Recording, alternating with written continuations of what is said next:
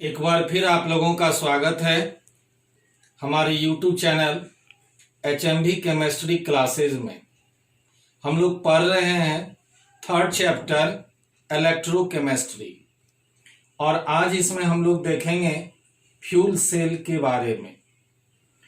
Fuel means ईंधन, और ईंधन जैसे hydrogen, carbon monoxide, methane, methanol, propane, तो ये सब जो ईंधन है, जब इस ईंधन का कंबसन होता है, दहन होता है, जलता है, तो ये ईंधन जलने के बाद जो एनर्जी उत्पन्न करते हैं, उस एनर्जी को जब इलेक्ट्रिकल एनर्जी में कन्वर्ट किया जाता है, जिस गैल्वेनिक सेल के द्वारा, जिस डिवाइस के द्वारा, वह डिवाइस, वह उपकरण, वह यंत्र फ्यूल सेल कहलाता है। तो फ्यूल सेल एक प्रकार का गैल्वेनिक सेल होता है जो ईंधन के जलने के फलस्वरूप, फ्यूल के जलने के फलस्वरूप फ्यूल के रूप में hydrogen, methane, carbon monoxide, propane, तो ये सब फ्यूल के जलने के बाद जो एनर्जी उत्पन्न होता है, उस एनर्जी को जब कन्वर्ट किया जाता है इलेक्ट्रिकल एनर्जी में, वह डिवाइस फ्यूल सेल कहलाता है। फ्यूल सेल कई प्रकार के होते हैं, जिसमें सबसे अधिक महत्वपूर्ण होता है हाइड्रोजन ऑक्सीजन फ्यूल सेल। इसके अलावा और भी होते हैं methane oxygen fuel cell, methanol oxygen fuel cell, propane oxygen fuel cell. So there are various type of fuel cell, but we will learn about hydrogen oxygen fuel cell. First of all, we see fuel cell. What is fuel cell? Fuel cells are the device that is voltaic cell. Fuel cell वैसा device है, वैसा voltaic cell है जो convert करता है उस energy को, जो एनर्जी उत्पन्न होता है from the combustion of fuel. Fuel जैसे hydrogen, methane, carbon monoxide, methanol, propane, तो ये सब जो फ्यूल है, यह फ्यूल जलने के बाद जो एनर्जी उत्पन्न करता है, उस एनर्जी को जब डायरेक्टली कन्वर्ट किया जाता है इलेक्ट्रिकल एनर्जी में, वह डिवाइस फ्यूल सेल कहलाता है।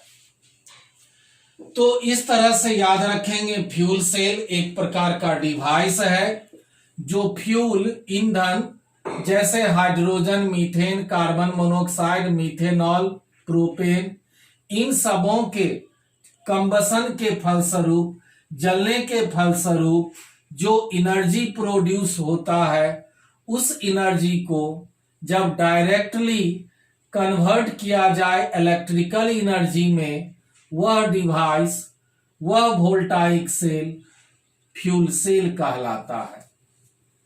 There are a large number of fuel cell. Fuel cell कई प्रकार के होते हैं, in which the most common fuel cell is hydrogen oxygen fuel cell. तो हम लोग यहां मुख्य रूप से देखेंगे हाइड्रोजन ऑक्सीजन फ्यूल सेल के बारे में। यह फिगर रिप्रेजेंट करता है हाइड्रोजन ऑक्सीजन फ्यूल सेल को। इसमें दो पोरस इलेक्ट्रोड लिया जाता है, छिद्रयुक्त इलेक्ट्रोड, पोरस कार्बन इलेक्ट्रोड लिया जाता है। इसमें एक एनोड और दूसरा कैथोड का काम करता है, और इसे इमर्स किया जाता है, डुबाया जाता है concentrated aqueous solution, sodium hydroxide और पोटासियम हाइड्रोक्साइड सॉल्यूशन, जो इलेक्ट्रोलाइट का काम करता है। यहां पर एनोड के तरफ हाइड्रोजन गैस को प्रवाहित किया जाता है, जबकि कैथोड की तरफ ऑक्सीजन गैस को प्रवाहित किया जाता है। और यहां हाइड्रोजन ऑक्सीजन दोनों रिएक्ट करके वाटर बनाता है और यह एनर्जी प्रोड्यूस करता है। Hydrogen oxygen fuel cell, it consist of porous carbon electrode, यह छिद्रयुक्त कार्बन इलेक्ट्रोड रखता है, containing a suitable catalyst like platinum, silver, metal oxide etcetera. और इसमें पोरस इलेक्ट्रोड में कैटालिस्ट भरा हुआ रहता है, उत्प्रेरक भरा हुआ रहता है, जो प्लैटिनम, सिल्वर, मेटल ऑक्साइड होता है। The electrodes are placed in aqua solution of NaOH और KOH। इलेक्ट्रोड को रखा जाता है सोडियम हाइड्रोक्साइड और पोटासियम हाइड्रोक्साइड के एक्वा सॉल्यूशन में, और फिर हाइड्रोजन और ऑक्सीजन गैस को तेजी से प्रवाहित किया जाता है bubble through the porous electrode into NaOH और KOH solution. The following electrode reactions take place. अब यहां जो रिएक्शन होता है, एनोड पर हाइड्रोजन गैस को चूंकि प्रवाहित किया गया, यह हाइड्रोक्सी लाइन से कंबाइन करके रिएक्ट करके वाटर बनाता है, 4 loss of electron. At cathode, cathode की तरफ ऑक्सीजन गैस को प्रवाहित किया गया, जो वाटर से रिएक्ट किया, 4 इलेक्ट्रॉन गेन किया और 4 हाइड्रोक्सिल आयन में कन्वर्ट हुआ। दोनों रिएक्शन को जोड़ने पर नेट रिएक्शन प्राप्त होता है, 4 electron loss, 4 electron gain, 4 OH minus, 4 OH minus, 2H2O, 4H2O। अब यहां बच गया 2H2O। तो लेफ्ट साइड क्या बच गया, 2H2 हाइड्रोजन 2 मोल प्लस O2 ऑक्सीजन 1 मोल, और फाइनल प्रोडक्ट बच गया 2 मोल वाटर, 2H2O। तो इस तरह से हाइड्रोजन ऑक्सीजन रिएक्ट करके वाटर का फॉर्मेशन करता है। अब इस फ्यूल सेल का एडवांटेज, विशेषता क्या सब है। They don't cause pollution problem, इसमें कोई प्रदूषण की समस्या नहीं होती है। The efficiency of fuel cell is approximately 70 to 75%, which is much higher। फ्यूल सेल का इफिशियंसी काफी अधिक होता है, जो 70 to 75%, और इसे इंक्रीज करके 95% भी किया जा सकता है under certain condition. Fuel cells, third, fuel cells can supply energy continuously so long the fuels are fed into it। यह अधिक लंबे समय तक यह एनर्जी सोर्स का काम करता है। अब इस फ्यूल सेल का क्या उपयोगिताएं हैं। फ्यूल सेल का उपयोग किया जाता है for generating electrical power, electrical power के उत्पन्न करने में, खास करके इन अपोलो स्पेस प्रोग्राम में इसका उपयोग किया जाता है। तो यह था फ्यूल सेल, इंपॉर्टेंट, इसे याद रखेंगे। इसमें अक्सर पूछा जाता है फ्यूल सेल में फ्यूल के रूप में, ईंधन के रूप में किसका उपयोग करते हैं। तो याद रखिएगा, हाइड्रोजन फ्यूल सेल में ईंधन का काम करता है। Hydrogen, methane, carbon monoxide, methanol, propane, तो ये सब ईंधन का काम करता है फ्यूल सेल में, जो अक्सर ऑब्जेक्टिव में भी पूछा जाता है। तो यह था फ्यूल सेल। अब हम लोग देखेंगे कोरोजन क्या होता है, संक्षारण क्या होता है। अब हम लोग देखें कोरोजन क्या है, संक्षारण क्या है। इसी को जंग लगना भी कहते हैं। जैसे अगर कोई मेटल को आप लंबे समय तक छोड़ दें वायुमंडल में, वातावरण में, तो वह मेटल इस वायुमंडल में उपस्थित air, moisture, oxygen, CO2, SO2 इन सबों से रिएक्ट कर लेता है और उस मेटल के सतह पर एक ब्राउन कलर का पतला परत जम जाता है, जिसको आप कहते हैं जंग लगना या करोशन संक्षारण। जैसे सपोज कीजिए यहां पे कोई हम मेटल लेते हैं, सपोज कीजिए यह कोई आयरन मेटल हुआ, Fe आयरन मेटल लेते हैं। जब इस Fe मेटल आयरन मेटल को, लोहे की छड़ को अगर हवा में छोड़ दिया जाए तो हवा में उपस्थित मॉइस्चर, नमी, जलवाष्प, कार्बन डाइऑक्साइड, ऑक्सीजन इससे रिएक्ट कर लेता है। तो इससे रिएक्ट कर लेगा कार्बन डाइऑक्साइड, मॉइस्चर, ऑक्सीजन, ये सब रिएक्ट कर लेता है और इसके सतह पर एक पतला परत जम जाता है।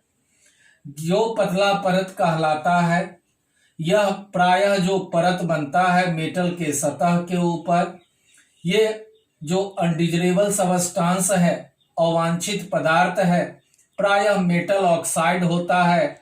इसी को हम लोग रस्ट कहते हैं, करोशन कहते हैं, जंग लगना कहते हैं।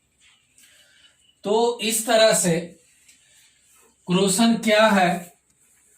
करोशन में बी डिफाइंड एज, इस करोशन को, संक्षारण को परिभाषित किया जा सकता है, the process of slow conversion of metals into their undesirable compounds, usually oxides, by the reaction with moisture and other gases present in the atmosphere।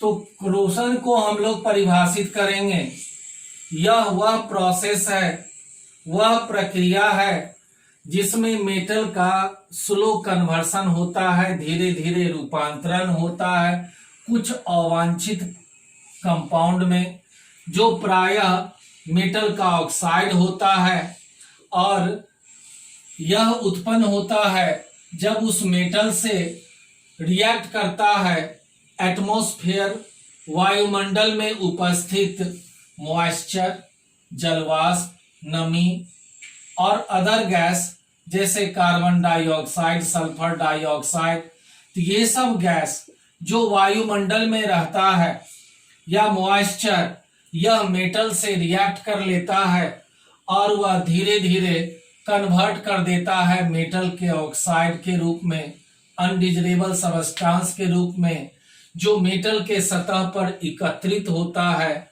यही प्रोसेस कहलाता है करोशन संक्षारण। ऑलमोस्ट ऑल द मेटल, लगभग सभी metal corrosion में शामिल होता है। प्रायः सभी मेटल में जंग लग सकता है, लेकिन वैसा मेटल जो लिस्ट रिएक्टिव मेटल होता है, बहुत कम क्रियाशील मेटल जैसे गोल्ड, प्लैटिनम, पैलेडियम, इन सबों को छोड़कर लगभग सभी मेटल इस इन्वायरमेंट के द्वारा प्रभावित होता है और करोशन संक्षारण में शामिल होता है, अर्थात उसमें जंग लग सकता है। In the case of iron, iron के केस में यह करोशन को ही रस्टिंग कहते हैं, जंग लगना कहते हैं। केमिकली, रासायनिक तौर पर यह जो रस्ट है वह hydrated form of ferric oxide, ferric oxide का हाइड्रेटेड फॉर्म होता है, Fe2O3XH2O। Rusting of iron is generally caused bye moisture. लोहे में जो जंग लगता है वह मुख्य रूप से मॉइस्चर के कारण, नमी के कारण, कार्बन डाइऑक्साइड के कारण, ऑक्सीजन के कारण, जो हवा में उपस्थित रहता है। Iron does not rust in dry air. Dry air, शुष्क हवा जिसमें मॉइस्चर नहीं हो, नमी नहीं हो, या वैक्यूम निर्वात में आयरन में जंग प्रायः नहीं लगता है। Now we see the mechanism of rusting of iron. लोहे में जंग किस तरह से लगता है, किस तरह का रिएक्शन होता है। तो तो इसके लिए एक स्मॉल इलेक्ट्रोलाइटिक सेल लिया जाता है जिसमें प्योर आयरन एनोड का काम करता है और कैथोड के लिए इम्प्योर पोर्शन लेते हैं। During rusting of iron, iron के रस्टिंग के समय following reaction occur at anode, anode पर यह आयरन ऑक्सीडाइज्ड हो जाता है, Fe2+ में 2 इलेक्ट्रॉन लॉस किया और यहां स्टैंडर्ड इलेक्ट्रोड पोटेंशियल -0.44 वोल्ट पाया गया। Let this is equation number first.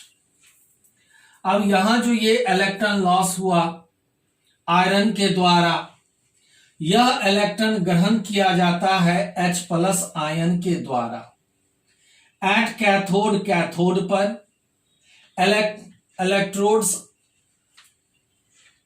At cathode electrons are taken up by H+ ion, H+ ion के द्वारा इलेक्ट्रॉन ग्रहण किया जाता है और ये H+ आयन आया कहां से? यह H+ आयन या तो वाटर से या फिर कार्बोनिक एसिड H2CO3, यह कार्बोनिक एसिड बनता है H2O और CO2, वाटर और कार्बन डाइऑक्साइड दोनों रिएक्ट करके कार्बोनिक एसिड बनाता है। वाटर डिसोसिएट हुआ H+ आयन OH-, या फिर वाटर CO2 से रिएक्ट करके बनाया कार्बोनिक एसिड, यह कार्बोनिक एसिड H+ आयन और बाइकार्बोनेट आयन HCO3- में डिसोसिएट होता है।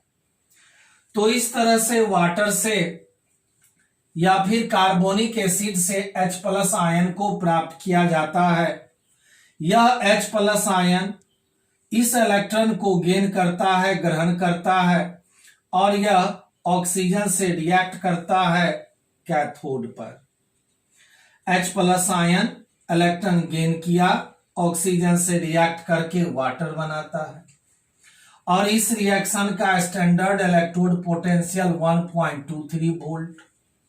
अब इक्वेशन फर्स्ट और इक्वेशन सेकंड दोनों को ऐड करिए, जोड़ दीजिए। जोड़ने पर प्राप्त होता है ओवरऑल रिएक्शन। अब यहां फर्स्ट इक्वेशन में आप देखते हैं यहां 2 इलेक्ट्रॉन लॉस हुआ जबकि यहां 4 इलेक्ट्रॉन गेन हुआ। इलेक्ट्रॉन को बैलेंस करने के लिए इस इक्वेशन फर्स्ट को 2 से मल्टीप्लाई कर देंगे, तो अब ये हो जाएगा 4 electron loss 4 electron gain, cancel. 4 electron loss 4 electron gain, cancel. Left side बच गया, 2 से मल्टीप्लाई किया इसीलिए 2Fe plus O2 plus 4H+, right side 2 से मल्टीप्लाई किया इसीलिए 2Fe2+ and plus 2H2O। E standard cell is equal to E standard cathode minus E standard anode. Cathode 1.23 volt, anode -0.00 volt, minus into minus plus दोनों को add कर दीजिए 1.67 volt. This is E standard cell, cell potential. अब यह जो ferrous ion है, यह ferrous ion पुनः ऑक्सीडाइज्ड हो जाता है एटमॉस्फेरिक ऑक्सीजन के द्वारा और फाइनली रस्ट का निर्माण करता है। फेरस आयन ऑक्सीजन से रिएक्ट किया एक्वस सॉल्यूशन में, फेरिक ऑक्साइड बना H+ आयन। यह फेरिक ऑक्साइड मॉइस्चर से कॉम्बिनेशन करके फाइनली यह रस्ट का निर्माण करता है। तो इस तरह से रस्टिंग होता है आयरन में। तो ये था रस्टिंग करोशन के बारे में। अब इस रस्टिंग को कैसे रोकथाम किया जाए, लोहे में जंग लगने से कैसे बचाव किया जाए, अब इसको हम लोग थोड़ा समझें। अब हम लोग देखें इस करोशन जंग लगने से कैसे किसी मेटल को या आयरन को, लोहे को रोका जाए। इसके लिए अलग अलग मेथड दिया गया। जैसे आप लोहे की छड़ पर अगर पेंट कर दें, उस पर ऑयल या ग्रीस चढ़ा दें, या किसी दूसरे मेटल के पतले लेयर को, थिन लेयर को पतले लेप चढ़ा दिया जाए, तो इस तरह से जो एटमॉस्फेयर का जो एयर है, वायुमंडल में जो नमीयुक्त हवा है और मेटल आयरन दोनों को रोका जा सकता है एक दूसरे के संपर्क में आने के लिए। तो इस तरह से लोहे पर जब पेंटिंग किया जाता है तो यह जो पेंट है यह एक बैरियर का काम करता है, यह एक अवरोध का काम करता है, जो एटमॉस्फेरिक एयर को, वायुमंडल में उपस्थित नमीयुक्त हवा को डायरेक्ट आयरन के संपर्क में आने से रोकता है। तो यहां पर यह जो पेंट चढ़ाया गया लोहे के ऊपर, यह एक बैरियर, एक अवरोध का काम करता है। तो अलग अलग मेथड है लोहे में जंग लगने से रोकने के लिए। Prevention of corrosion, the corrosion can be prevented by the application of following method. तो निम्नलिखित मेथड का उपयोग करते हैं जिसके द्वारा जंग लगने से रोका जा सकता है। फर्स्ट लेते हैं बैरियर प्रोटेक्शन। बैरियर जो अवरोध का काम करता है। इन दिस मेथड, इस तरह के मेथड में ए barrier is placed between the metal that is iron and atmospheric air. इस मेथड में वायुमंडल में उपस्थित नमीयुक्त हवा और वह जो मेटल है या आयरन है उसके बीच में एक अवरोध को रखा जाता है, और वह barrier protection can be achieved by any of the following method. तो बैरियर प्रोटेक्शन के लिए निम्नलिखित मेथड में से किसी का उपयोग कर सकते हैं। First, the surface of metal is coated with paint or some chemicals like bisphenol।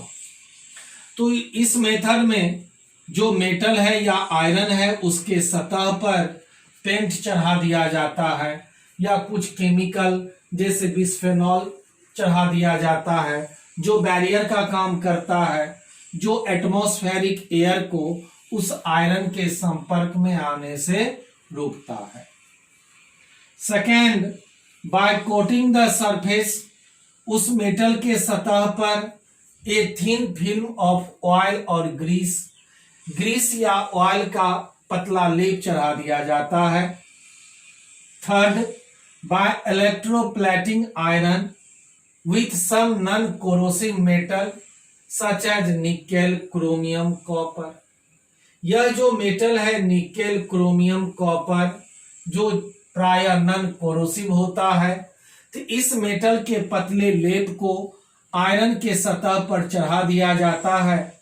जब किसी मेटल के थिन लेयर को कवरिंग किया जाता है आयरन के सरफेस पर, यह इलेक्ट्रोप्लेटिंग कहलाता है। तो ये था फर्स्ट मेथड, बैरियर प्रोटेक्शन के द्वारा रस्टिंग ऑफ आयरन को रोका जा सकता है। सेकेंड है सैक्रिफिशियल प्रोटेक्शन। सैक्रिफिशियल प्रोटेक्शन, इस मेथड में सरफेस ऑफ आयरन, आयरन के सतह is covered with a layer of more active metal.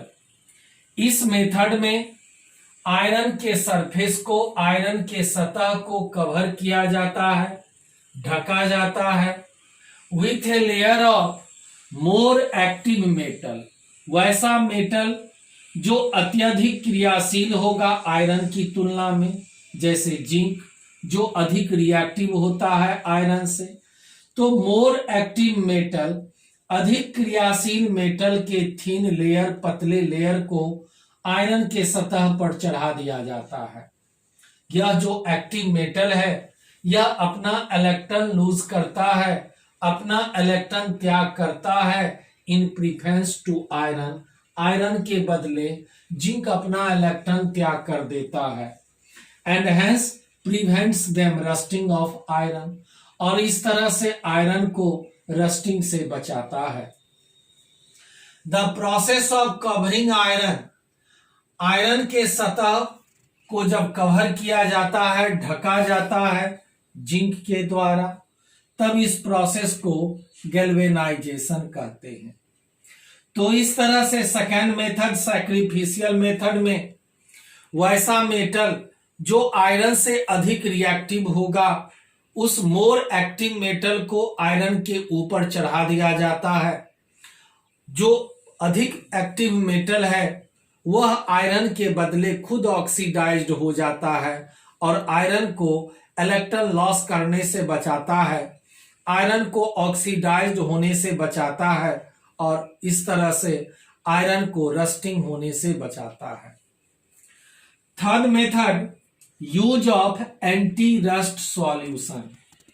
Anti rust solution के उपयोग के द्वारा भी रस्टिंग को, जंग लगने को रोका जा सकता है। The alkaline solution of some phosphate and chromate salt, कुछ फॉस्फेट और क्रोमेट सॉल्ट का जो एल्कलाइन सॉल्यूशन है वह एंटी रस्ट सॉल्यूशन का काम करता है। उदाहरण के तौर पर when iron articles are dipped into the boiling and a strongly alkaline solution, जब लोहे की वस्तु को डुबाया जाए बॉइलिंग और स्ट्रांगली एल्कलाइन सॉल्यूशन में of sodium phosphate, sodium phosphate के एल्कलाइन सॉल्यूशन में, तब ए protective insoluble film of iron phosphate is formed on them, तब उस आयरन के सतह पर एक प्रोटेक्टिव लेयर जो इंसॉल्युबल होता है आयरन फॉस्फेट का, उसका निर्माण होता है उस आयरन के सतह पर जो एंटी रस्ट का काम करता है। तो ये सब है मेथड जिसके द्वारा आयरन को प्रोटेक्ट किया जाता है फ्रॉम रस्टिंग, जंग लगने से। तो ये था कोरोशन क्या है और उसे कैसे प्रोटेक्ट किया जाता है। तो इस तरह से यह थर्ड चैप्टर इलेक्ट्रोकेमिस्ट्री समाप्त हुआ। इसको रिवीजन करिए, कहीं कोई दिक्कत हो तो पूछिए। और आप लोग के लिए होमवर्क है, एक्सरसाइज प्रॉब्लम आपको बनाना है 3.1 से लेकर 3.18 तक। प्रत्येक क्वेश्चन को ट्राई कीजिए, कोशिश कीजिए सॉल्व करने का। जहां दिक्कत हो वो नेक्स्ट क्लास में पूछिए और फिर हम लोग नेक्स्ट चैप्टर स्टार्ट करेंगे नेक्स्ट क्लास में। तब तक घर में रहिए, सुरक्षित रहिए, लॉकडाउन का पालन करिए, खूब मन लगा के पढ़िए, सेल्फ स्टडी कीजिए। All the best.